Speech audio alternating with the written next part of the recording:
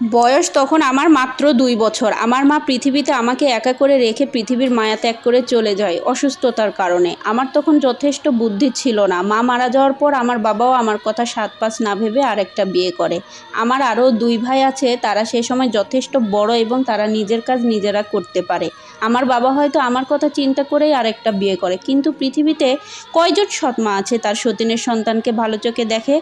ঠিক আমার ক্ষেত্রেও তাই হয়েছে। আমাকে কখনো আমার সৎমা ভালো চোখে দেখেনি। সৎমা ঘরে আসার পর শুরু হলো আমার কষ্টের জীবন।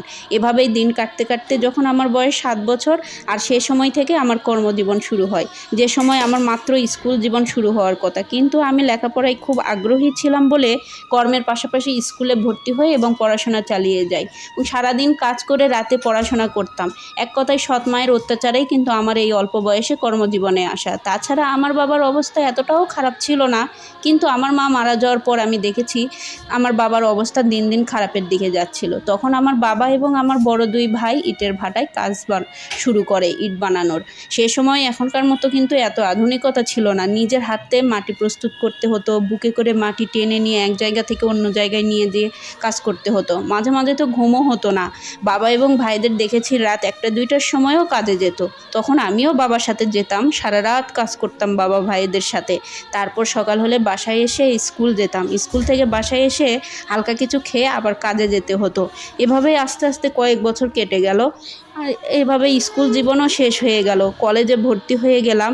আর আমার পড়াশোনার যাবতীয় খরচ এবং আমার নিজের পোশাক আশাক থেকে শুরু করে আমার খাবার পর্যন্ত আমার নিজেকেই বহন করতে হতো।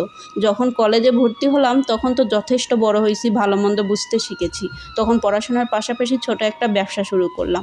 ব্যবসা ছিল অল্প পুঁজিতে একটা স্টুডিও, যেখানে বিয়ে শাদী থেকে শুরু করে বিভিন্ন প্রোগ্রামের ভিডিও করতাম। আলহামদুলিল্লাহ, আমি অল্প কিছুদিনের মধ্যে ব্যবসায় ভালো সাড়া পেলাম। এই ব্যবসার টাকা দিয়ে আমি চলতাম, পাশাপাশি আমি আমার পরিবারকেও সাপোর্ট করতাম। হঠাৎ করে কয়েকদিন ব্যবসা একটু খারাপ যাচ্ছিল, আমি ১ সপ্তাহ বাসায় টাকা দিতে পারিনি খাবারের।